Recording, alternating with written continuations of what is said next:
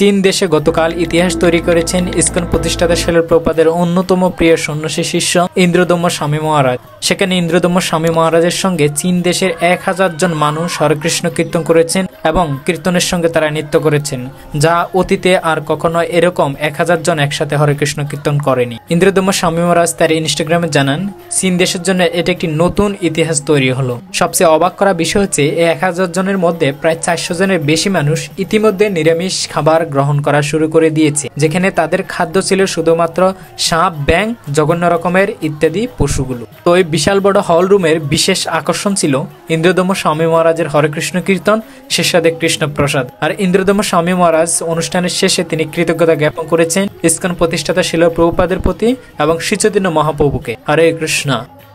ভিডিওটি শোনার জন্য আপনাকে অসংখ্য ধন্যবাদ জানাচ্ছি। আর সেই সাথে যদি ভালো লাগে প্রিয়জনদের সাথে শেয়ার করতে ভুলবেন না। আর সেই সাথে আরেকটি জিনিস জানতে চাই, যদি এই